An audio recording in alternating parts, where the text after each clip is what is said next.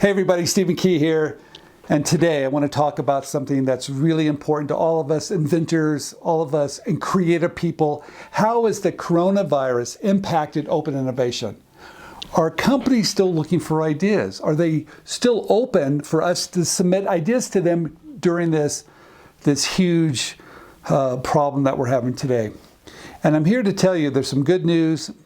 There's some great opportunities, but some things you need to be careful of. So I want to start out by saying, I don't know.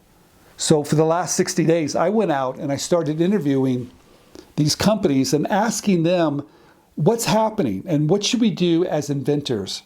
How should we submit ideas? And is it even a good time to come up with ideas? And the first company I reached out to was a little toy company, Hasbro, the biggest toy company in the world, and I asked them point blank, I asked the president, what should we be doing? And he told me that, hey, Steve, we're still looking for ideas. In fact, toy sales are through the rooftop, so yes, keep inventing. I also reached out to the president or the CEO of Lifetime Brands, and even the president of Lifetime Brands, the largest kitchen company in the world, and I asked them the same thing. They even have a team of in-house designers. And I asked them two questions. Well, number one, why do you even need us? You got a team of designers in-house. And also, what should we be doing today as inventors? And they said, number one, Steve, yes, we have these in-house designers, but we still need ideas from you. And don't stop inventing. For us, being how big we are, we need to be innovative. We need to be the first company out there with great products. So yes, we need products from you. I also interviewed David Contract. He's with a company called Brezza. That's the product line. They're one of the largest manufacturer of baby appliances to Walmart. And he said the same thing. Steve, we need ideas. Don't stop. I reached out to Jonathan over at Ethical Products. They're a pet company, one of the largest. They've been in business for 65 years. And Jonathan said, look, it's a little tough for us. We're really impacted by a lot of those small pet stores that are closed, but we're still looking at products. It's a little difficult to review products on Zoom and Skype. And the trade shows have impacted that company because those trade shows were so important to the pet industry, especially that trade show. Some of the other larger companies like Lifetime Brands told me about the trade shows.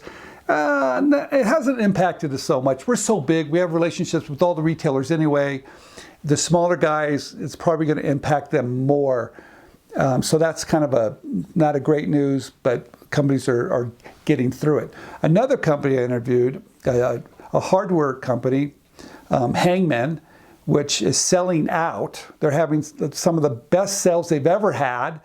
This company produces products to hang shelves or pictures or TVs. They're having a fantastic year.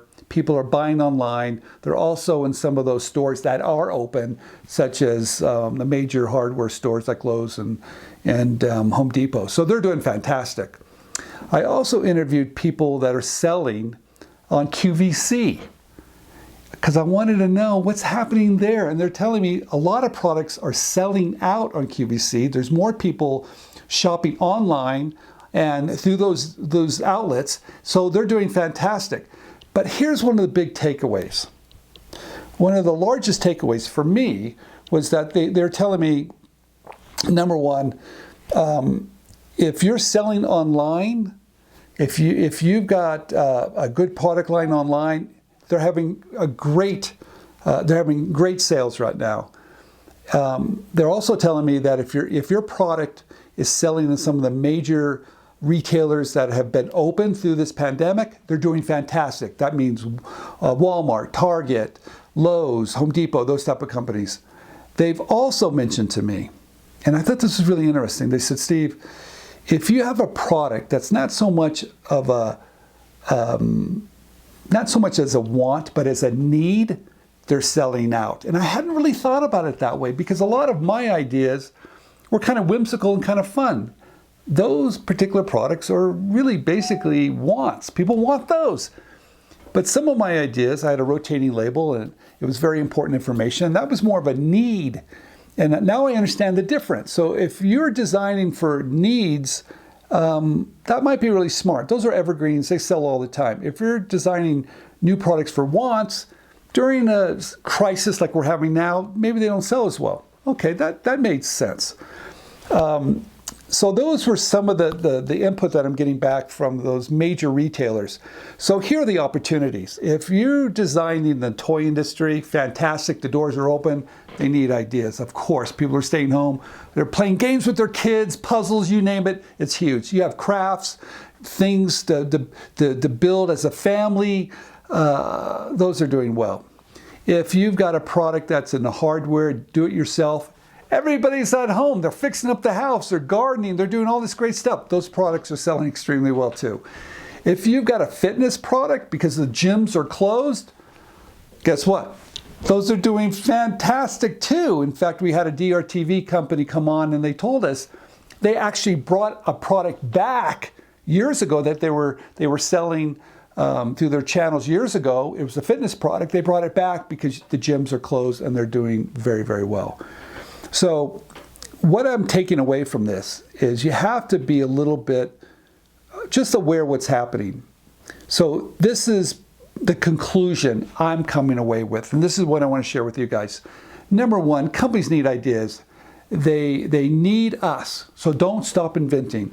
Number two, realize they've had a couple hiccups. Supply chain has kind of been thrown off in some industries a little bit more than others, especially if you're manufacturing or in China and some other places.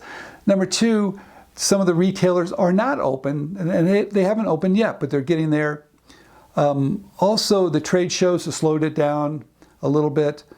And also, when they're reviewing products, they have to do it through Skype or through Zoom, and that's very different than when everybody's in the room and they can touch and feel your idea and they can use it. They have to do it through Zoom, so it might take a little bit longer. The other thing that I've realized, find those companies that are selling in those stores that are open, but also have a strong online presence because they're doing great. More people are ordering online than they ever have. So you want to keep inventing, but just be aware of what's happening and create for those opportunities that are out there. I talked a little bit about those opportunities, things that are exploding. Like I said, the kitchen, pet, fitness, hardware, toys. I'm sure there's a couple other ones I've missed too. So here's what I've learned.